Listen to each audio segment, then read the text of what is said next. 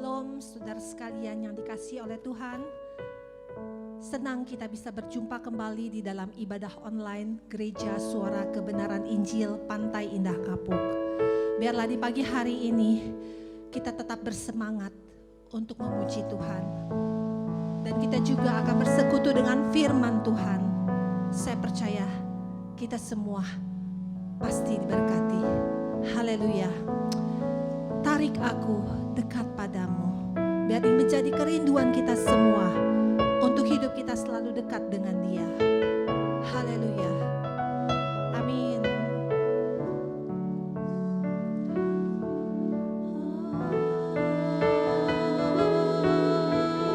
Tarik aku dekat padamu, itu lebih dari berkat yang Kau beri. Kau sendiri hartaku, lebih dari permata dan semua yang ku miliki. Tarik aku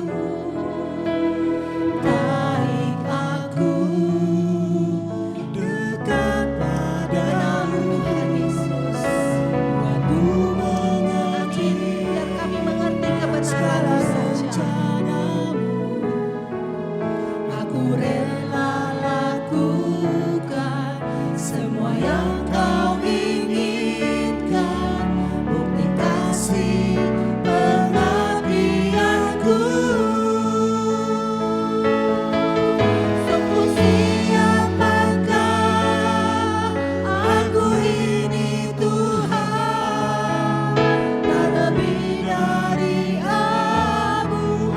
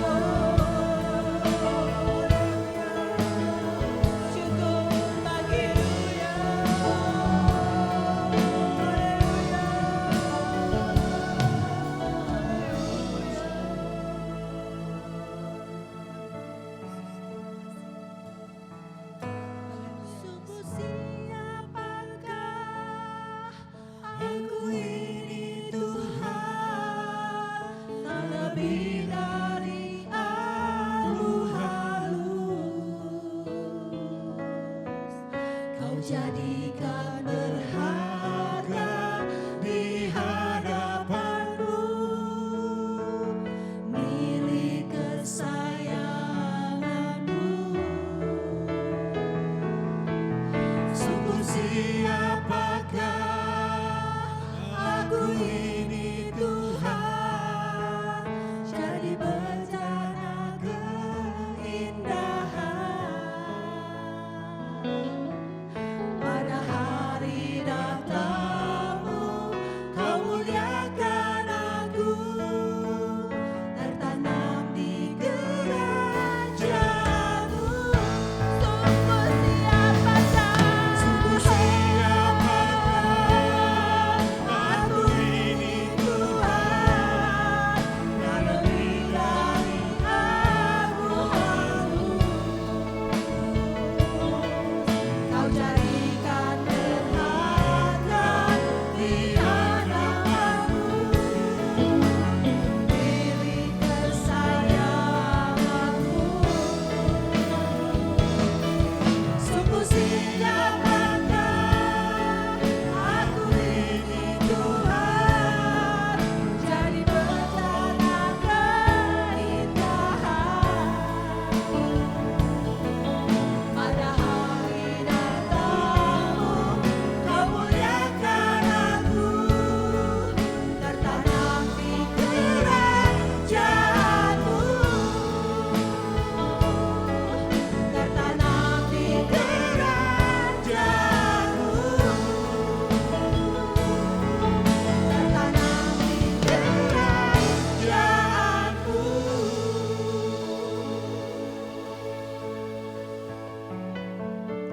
Terima kasih Tuhan.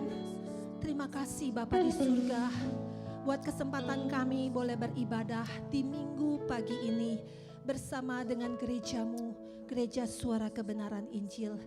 Dan kami bersyukur untuk kesempatan yang Kau berikan, kami boleh ada bersama-sama di dalam ibadah online ini.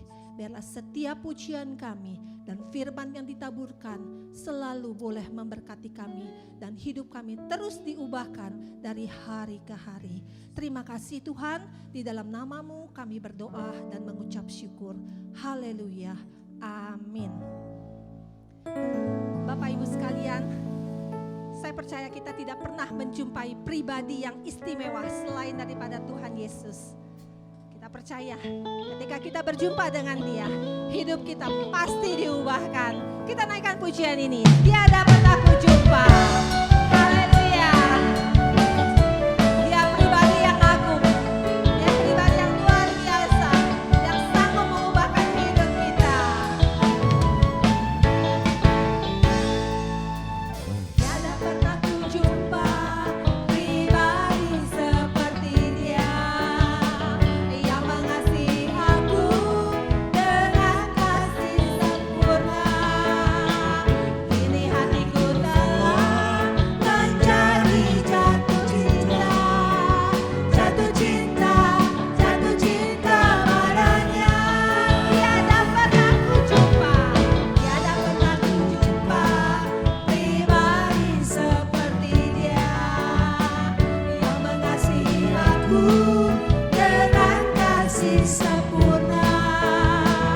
Kini hatiku telah menjadi jatuh cinta, jatuh cinta, jatuh cinta padanya. Dia mati.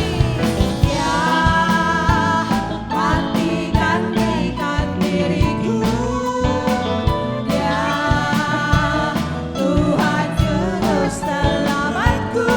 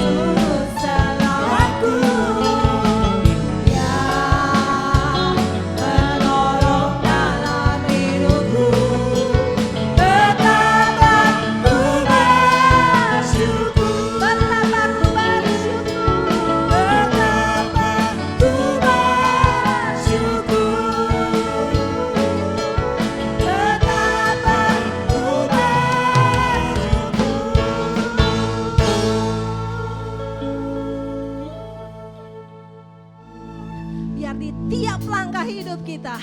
Kita terus bergandengan bersama dengan Tuhan kita.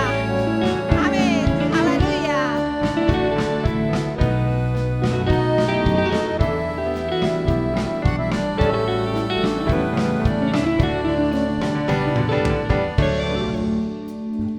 Di tiap langkah sepanjang perjalanan terdengar sepada suara pujian, tanpa syair musik serta tarian, tapi dalam sikap perbuatan.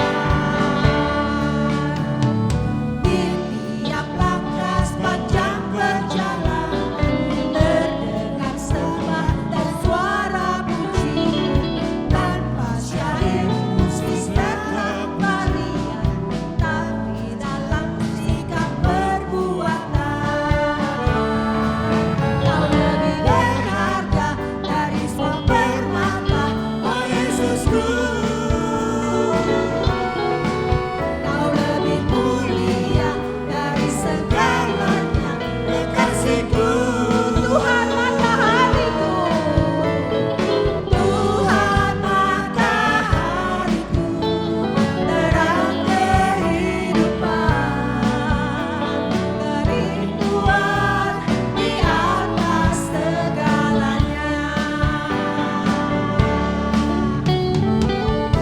Haleluya.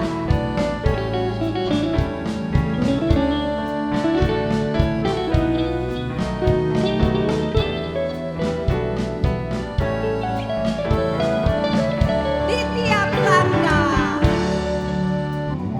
di tiap langkah sepanjang perjalanan terdengar sepadan suara pujian, tanpa syair musik serta tarian, tapi dalam sikap perbuatan. Kau lebih berharga, kau lebih berharga dari semua permata, oh Yesusku. Kau lebih mulia dari segalanya, kekasihku. Ya benar Tuhan, Tuhan matahariku, terang kehidupan, kerinduan di atas segalanya. Kerinduan kita, kerinduan di atas segalanya, kerinduan di atas segalanya.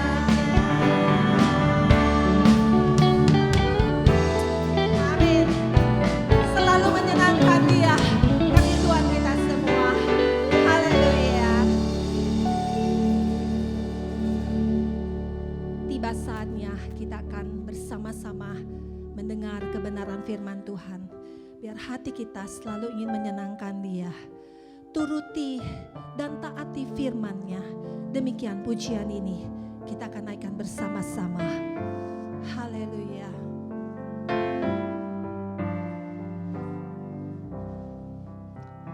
Haleluya Yesus. Ku ingin senangkan hatiku, turut dan taati firman-Mu, Berjalan dalam terang, berjalan dalam terang, melayani Tuhan, menjadi berkat hidupku. ku ingin senangkan hatimu. Ku ingin senangkan hatimu, Biar kami taati, kami turuti firman-Mu saja Tuhan. turut dan taati firman-Mu, berjalan dalam terang, melayani Tuhan,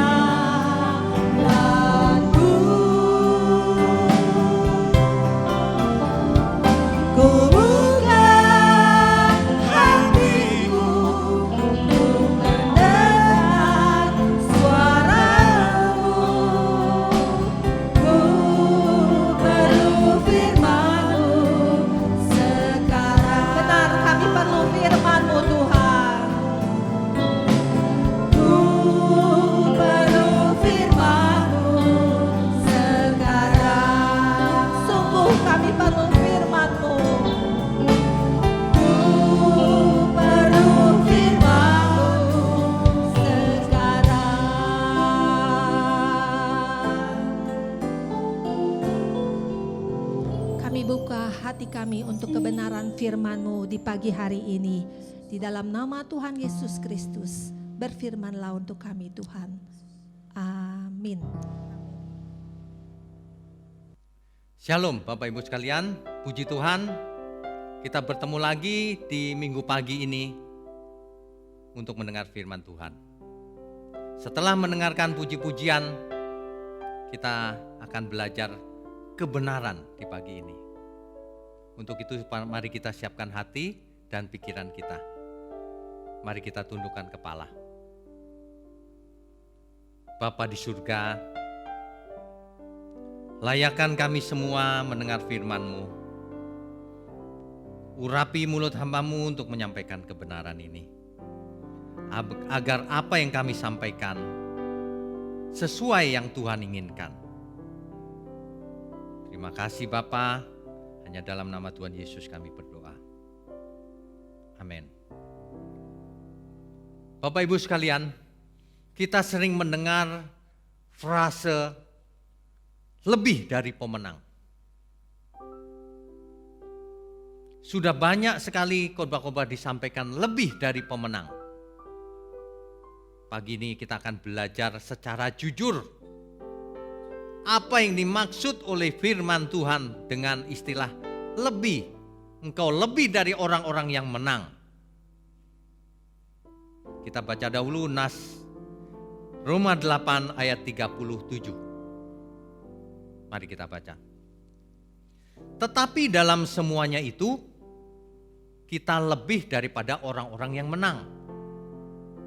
Oleh Dia yang telah mengasihi kita, oleh Tuhan Yesus yang telah mengasihi kita.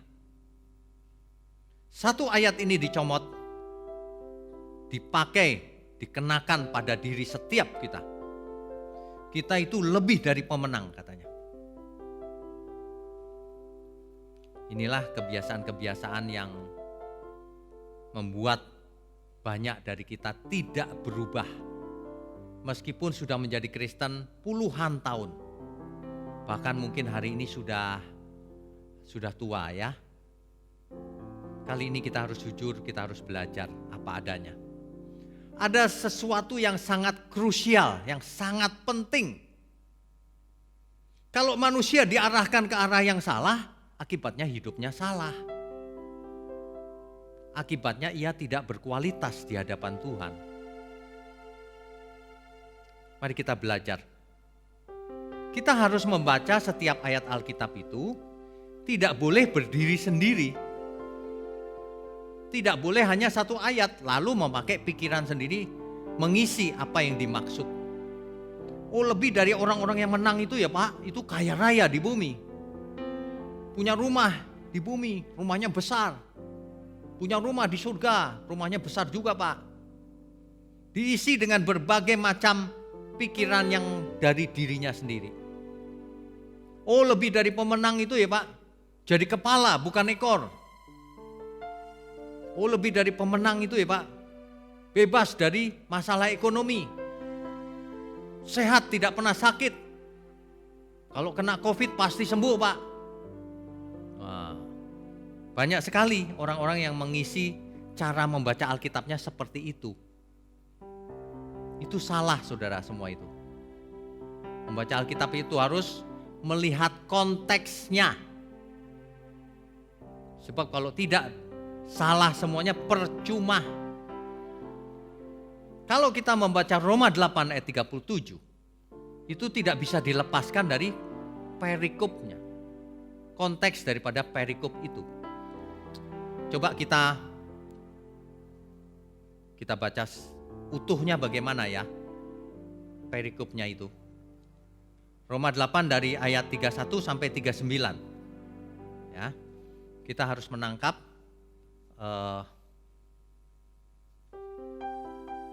konteksnya yang benar. Mari kita baca dari ayat 31.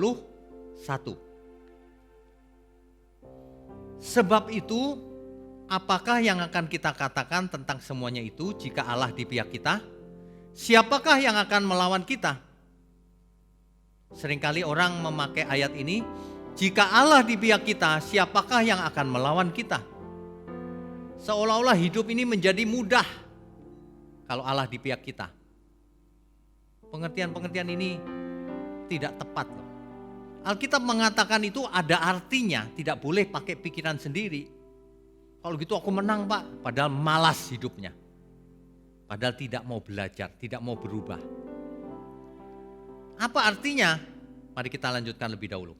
Ayat 32. Ia yang telah menyayangkan anaknya sendiri, tetapi yang menyerahkannya bagi kita semua, bagaimanakah mungkin ia tidak mengaruniakan segala sesuatu kepada kita bersama-sama dengan dia? Maksudnya, Bapa kita di surga pasti mengaruniakan segalanya kepada kita. Tapi ingat, belum selesai. Harus diselesaikan kalau baca itu. Siapakah yang akan menggugat orang-orang pilihan Allah? Allah yang membenarkan mereka? Siapakah yang akan menghukum mereka? Siapa yang berani mengubah keputusan Allah? Tentu tidak ada. 34. Kristus Yesus yang telah mati, bahkan lebih lagi yang telah bangkit, yang juga duduk di sebelah kanan Allah yang malah menjadi pembela bagi kita.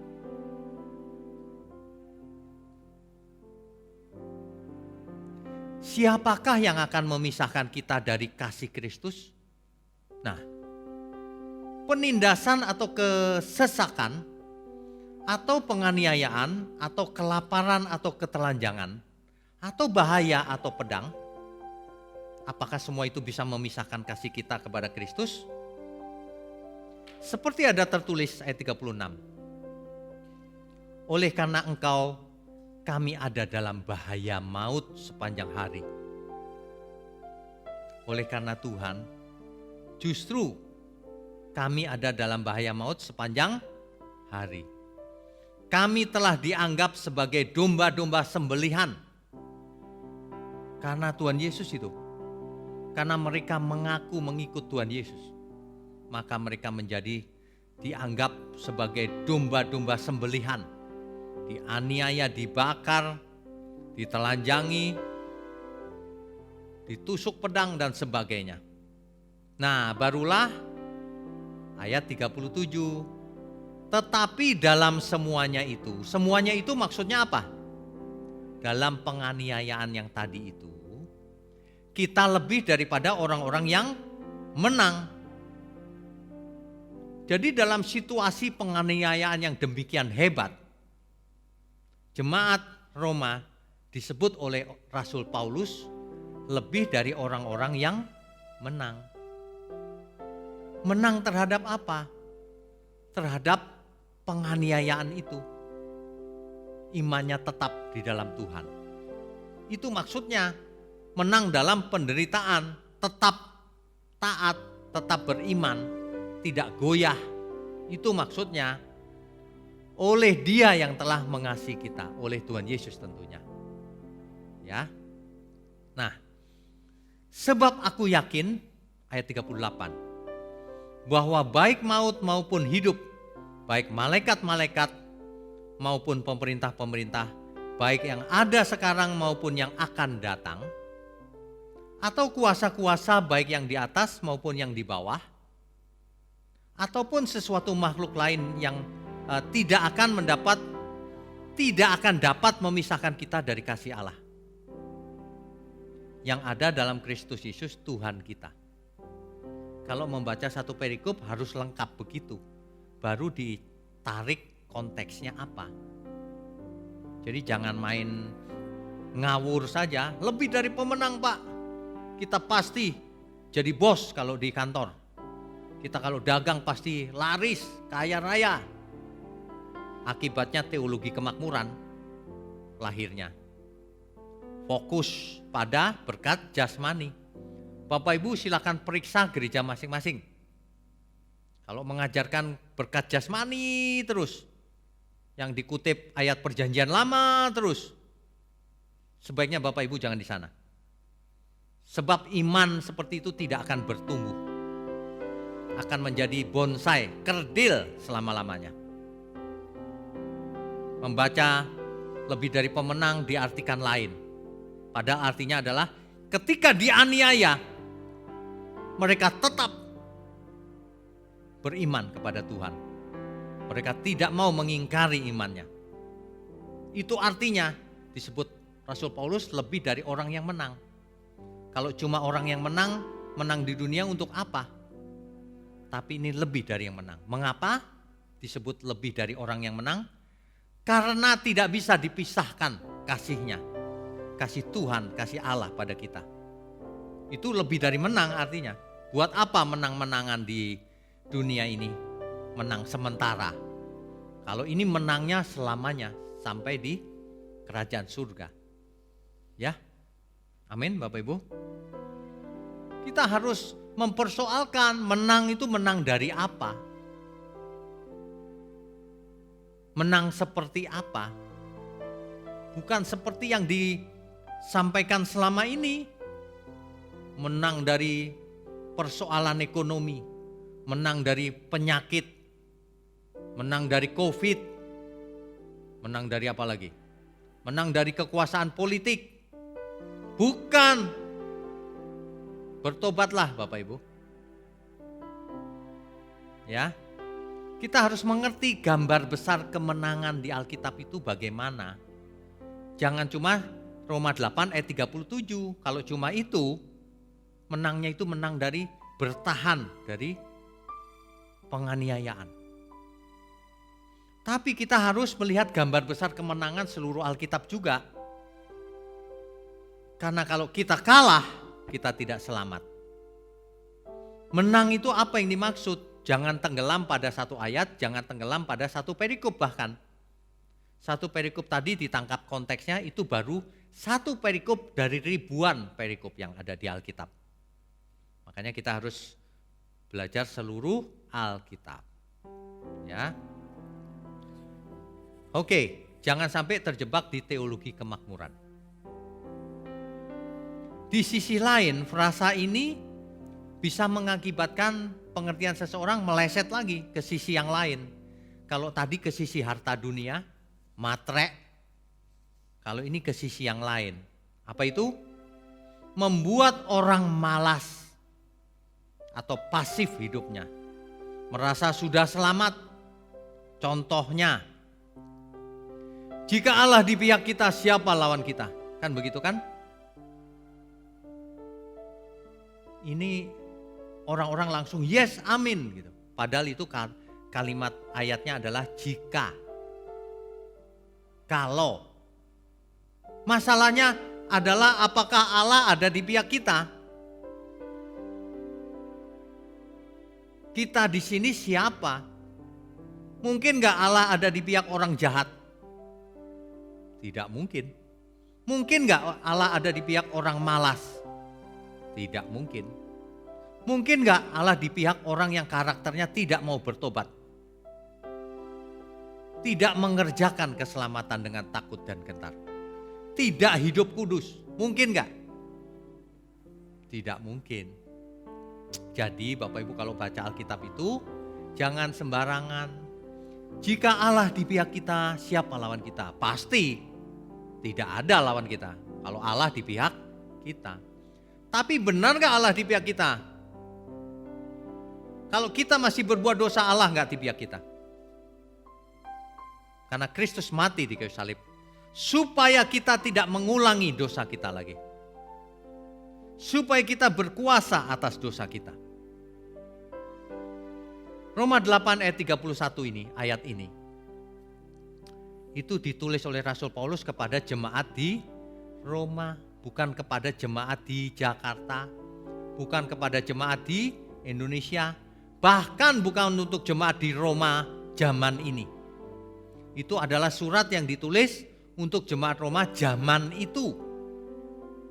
Kalau baca Alkitab harus gitu. Oh tapi buat kita juga Pak. Ya, kalau kita seperti jemaat Roma zaman itu.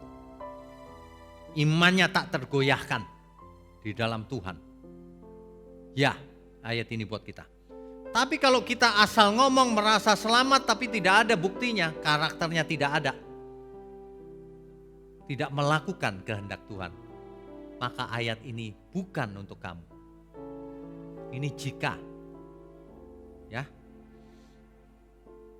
Jadi jangan menganggap Allah kita itu sembarangan, jahat pun disertai, asal Kristen. Tidak. Ya. Ini bukan untuk orang Kristen yang belum bertobat, yang cuma agamanya Kristen, bukan. Ya. Kesalahan banyak orang adalah pilih-pilih ayat atau mengenakan ayat pada diri sendiri tanpa melihat siapa yang dimaksud, yang hidupnya seperti apa.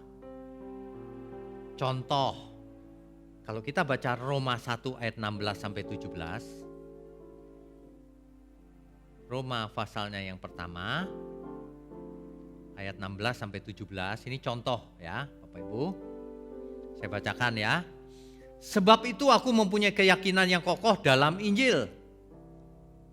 Karena Injil adalah kekuatan Allah yang menyelamatkan setiap orang yang percaya. Pertama-tama orang Yahudi tetapi juga orang Yunani. Sebab di dalamnya nyata kebenaran Allah yang bertolak dari iman dan memimpin kepada iman, seperti ada tertulis, orang benar akan hidup oleh iman. Orang kalau baca ayat ini ya, sebab aku mempunyai keyakinan yang kokoh, itu aku Pak, bukan. Ini adalah Rasul Paulus. Sebab aku mempunyai keyakinan yang kokoh dalam Injil. Ini perkataan Rasul Paulus oleh inspirasi Roh Kudus. Bukan perkataan kita. Tapi kalau kita yakin punya iman yang sama, barulah itu perkataan kita juga. Bahwa aku juga yakin mempunyai keyakinan yang kokoh dalam Injil. Begitu.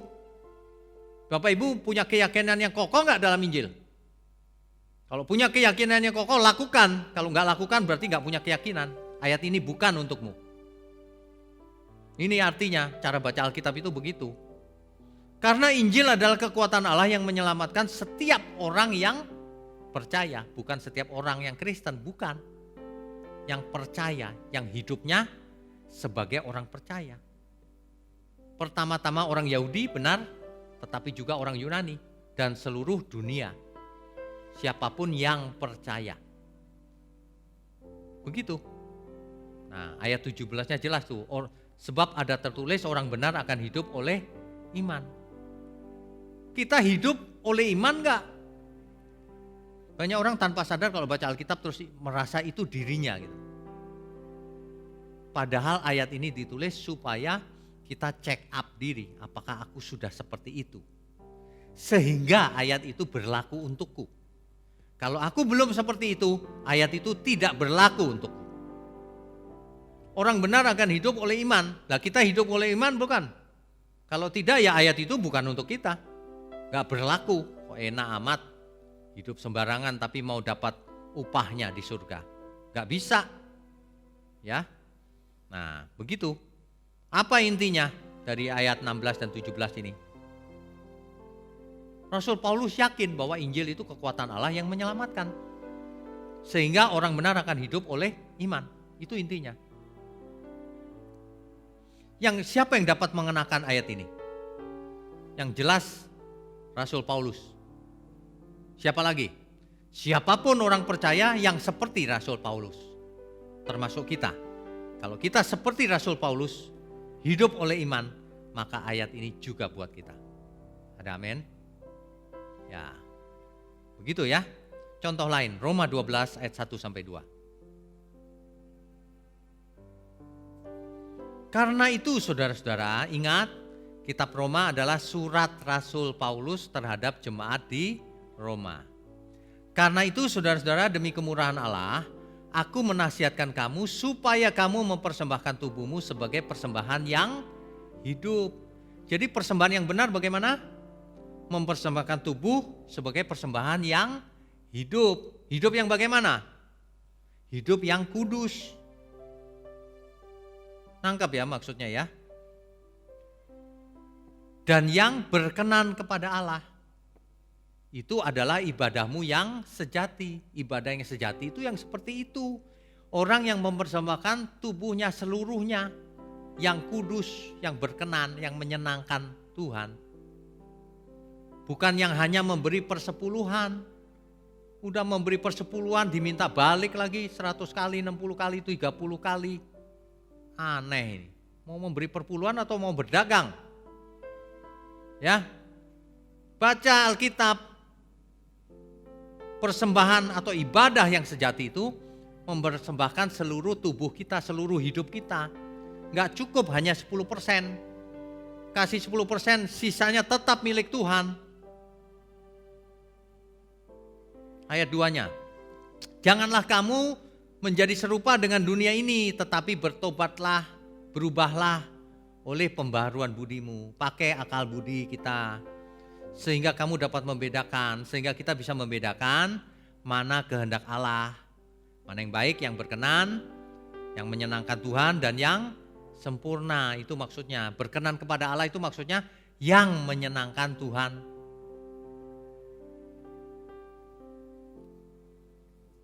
Satu lagi contohnya, 2 Timotius 4 ayat 7 sampai 8. 2 Timotius 4 ayat 7 sampai 8. Demikian firman Tuhan, Bapak Ibu sekalian.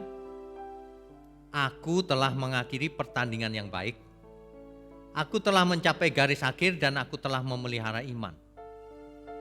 Seringkali orang memakai ayat ini, aku telah mengakhiri pertandingan. Benar enggak? Kalau selama hidupnya masih hidup dalam dosa, ya enggak mengakhiri pertandingan. Gagal itu. Jangan sembarangan pakai ayat ini. Dan jangan pernah pakai ayat ini kalau masih hidup. Masih hidup bilang mengakhiri lagi. Malas itu namanya. Masih hidup itu kerjakan keselamatan kita dengan takut dan gentar sampai kita mati. Amin ya semuanya ya. Nah, barulah ayat 8 boleh kita baca. Sekarang telah tersedia bagiku mahkota kebenaran yang akan dikaruniakan kepadaku oleh Tuhan, Hakim yang adil pada harinya. Tetapi bukan hanya kepadaku, melainkan juga kepada semua orang yang merindukan kedatangannya. Artinya orang benar yang hidupnya oleh iman tadi. Ingat ya Bapak Ibu, kalau kita baca surat Rasul Paulus, itu kitabnya banyak. Kita harus baca seluruh kitabnya, seluruh suratnya.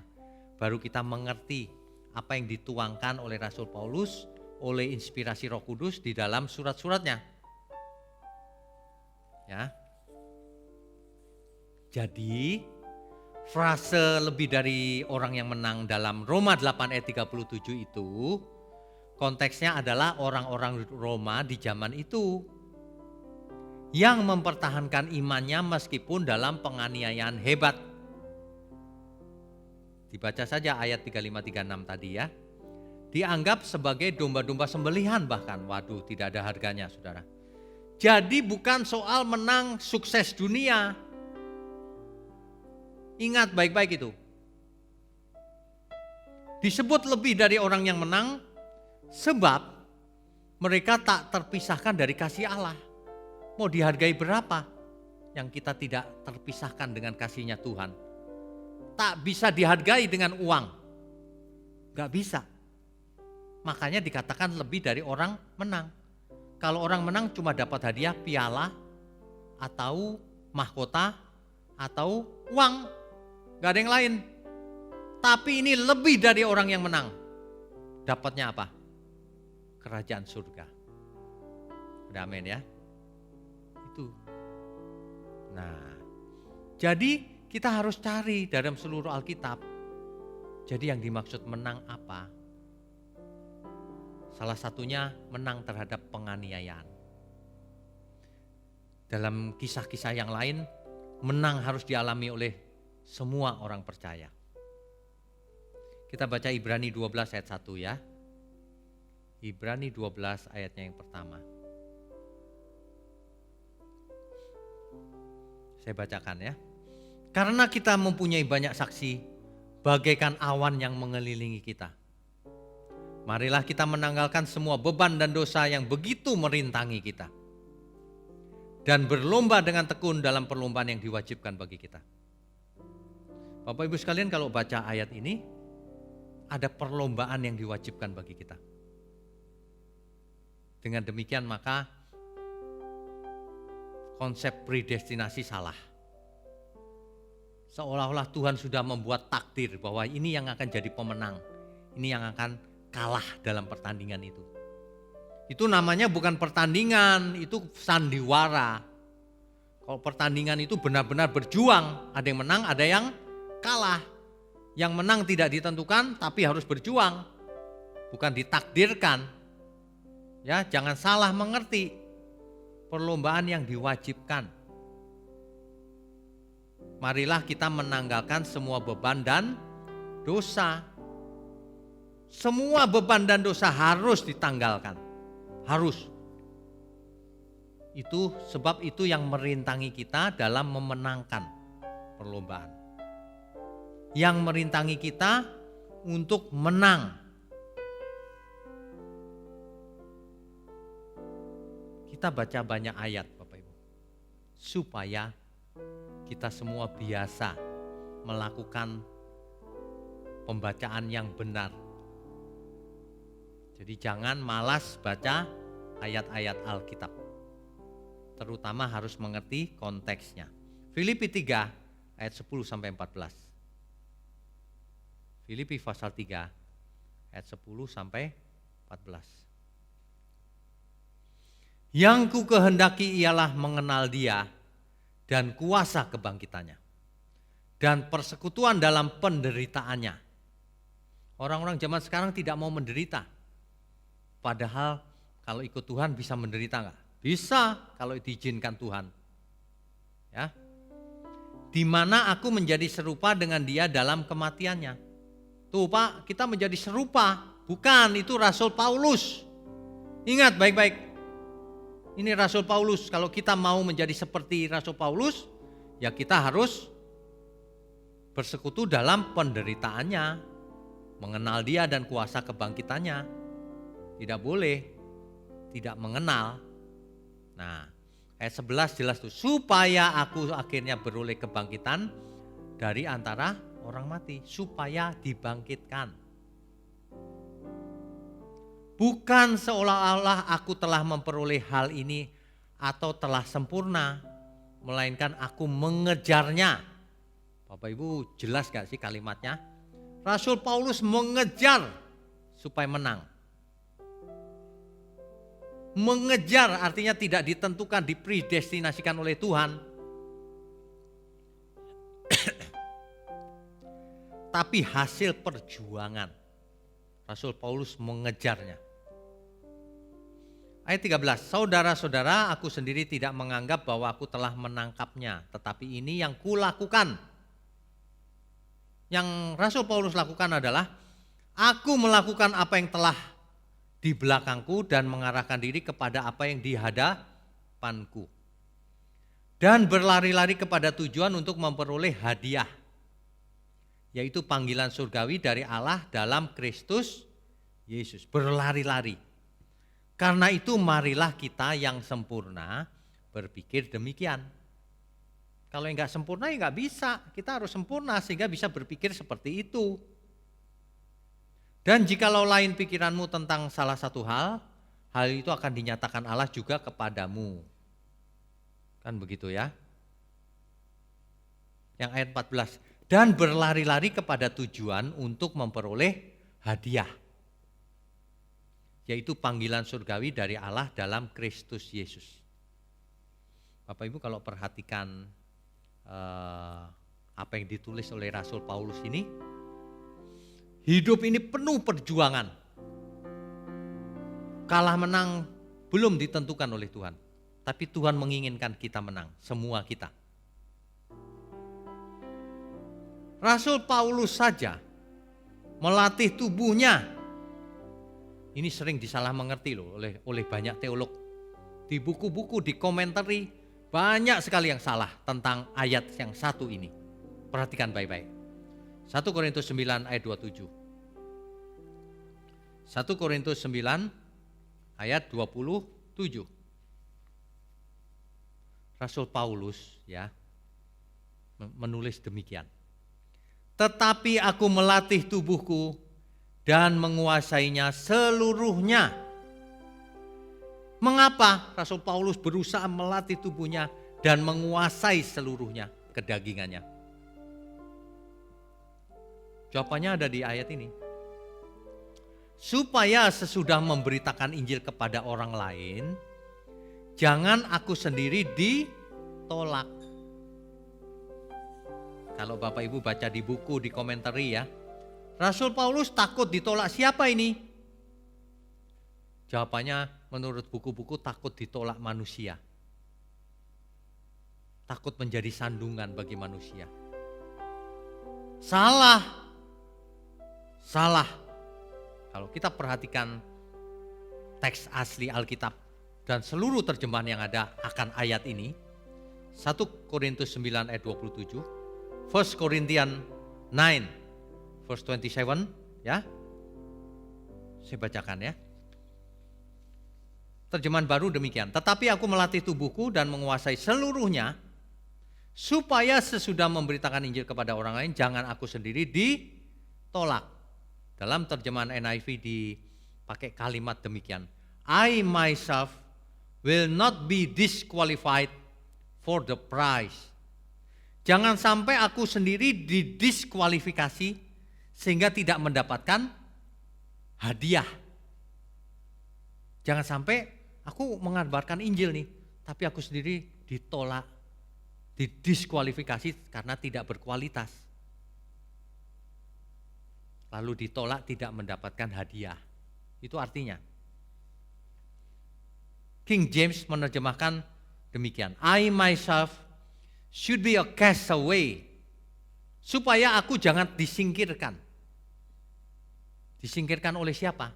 Tentu oleh hakim itu. Sang raja. Jadi Rasul Paulus bukan takut manusia kok jadi manusia.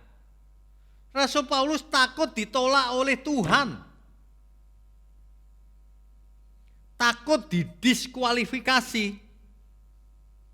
Dalam teks asli dipakai kata adokimos. Adokimos, ya. Adokimos itu artinya unqualified, tidak berkualitas. Disqualified, didiskualifikasi. Worth nothing, bernilai nothing, tidak ada. No value, valueless, tidak bernilai. Cast away, tersingkir. Jadi ini bukan takut terhadap manusia. Rasul Paulus benar-benar melatih tubuhnya, menguasai kedagingannya untuk tidak jatuh dalam dosa. Karena Rasul Paulus bergumul, dia merintih. Dalam surat-suratnya dia merintih, sementara aku mengenakan tubuh dagingku, sementara aku berkodrat dosa, padahal aku inginnya hidup benar. Ia struggle, ia berjuang mengatasi kedagingannya. Itulah kemungkinan besar yang dinamakan duri dalam daging, yang tidak hilang. Kodrat dosa dalam diri Paulus masih ada. Tapi Rasul Paulus berusaha melatih tubuhnya, melatih seluruh hidupnya agar tidak pernah jatuh dalam dosa. Supaya kalau orang lain itu diterima Tuhan, jangan dirinya didiskualifikasi, ditolak, disingkirkan.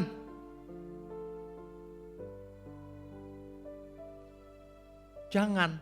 Ia melatih tubuhnya sebab ia tahu ibadah sejati itu mempersembahkan tubuh yang hidup, yang kudus hidupnya, yang menyenangkan Tuhan. Begitu adokimos. Mulai hari ini Bapak Ibu, perhatikan baik-baik. Rasul Paulus takut ditolak Tuhan.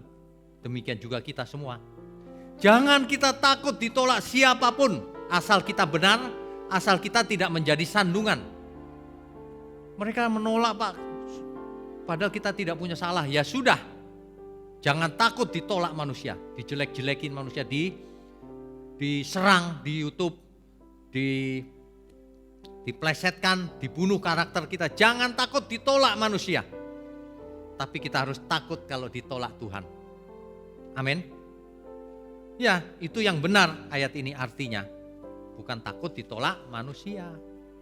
Ya, Bapak Ibu kalau baca buku, Jangan diaminkan semua buku, belum tentu buku itu benar. Kita harus menggali langsung dari Alkitab. Ya. Oke. Nah, jadi sebenarnya kita semua itu diciptakan dalam bahasa sederhana supaya kita menang. Iya dong, supaya menang. Menang itu seperti apa? Menang itu hidupnya jangan error. Manusia itu banyak yang error. Hidup untuk dirinya sendiri error. Jahat terhadap sesama error.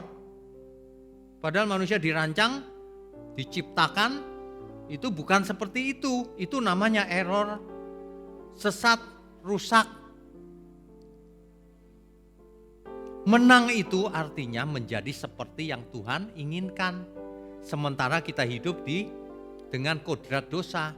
Kita harus seperti Paulus.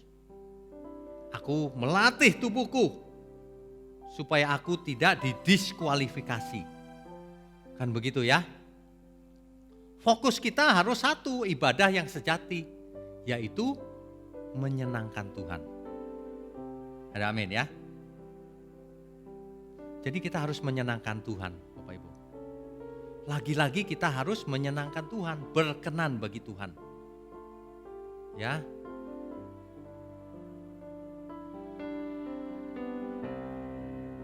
Menyenangkan hati Tuhan lebih dari segalanya. Disingkatnya hidupku, kesempatan berharga karena anugerah-Mu. Di renungan hati ini, kata dan perbuatan, di semua rencanaku, semua cita-citaku, seturut kehendak-Mu. Engkau ciptakan aku untuk menyenangkan-Mu. Sepanjang hidup ini sampai di surga nanti, menyenangkan-Mu selalu. Di mana Engkau ada, aku rindu berada. Engkau kesukaanku, batu karang perhentian, tak akan tergantikan. Engkau ciptakan aku Tuhan. Engkau ciptakan aku untuk menyenangkan-Mu. Sepanjang hidup ini sampai di surga nanti, menyenangkan-Mu selalu. Di mana Engkau ada, aku rindu berada. Engkau kesukaanku, batu karang perhentian, tak akan tergantikan.